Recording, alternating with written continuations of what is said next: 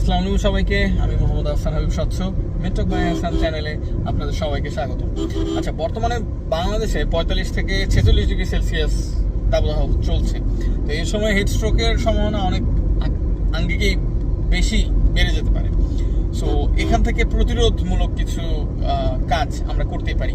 সামান্য একটা ট্যাপ অর্থাৎ ক্যাপ ব্যবহার করলে আমাদের সূর্য ডাইরেক্ট মাথাতে মানে তার যে তাপ, সেই তাপটা লাগতেছে না।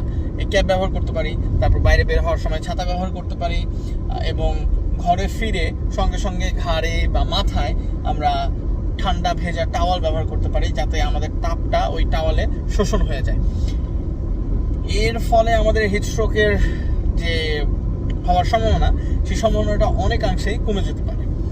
এরপরে আসুন আমরা সতর্ক হতে পারি যে ছোট বাচ্চা বা বৃদ্ধ মানুষদেরকে বদ্ধ কোনো ঘরে রাখবো না। তারপর আমরা যাদের বেশি অতিরিক্ত ঘাম হয় এই তাপে, তারা অবশ্যই ইলেকট্রোলাইট যুক্ত পানি অবশ্যই পান করতে হবে। হতে পারে সেটা ডাবের পানি অথবা ওট স্যালাইন। দুপুরের সময় পারতপক্ষে আমরা ঘরের বাইরে না যাওয়ার চেষ্টা করব। আর হ্যাঁ, অবশ্যই প্রচুর পরিমাণে পানি পান করতে হবে আমাদের এই দাবদাহের সময়। সবার সুস্থতা কামনা করে আজকে বিদায় নিচ্ছি। আল্লাহ হাফেজ, ভালো থাকবেন।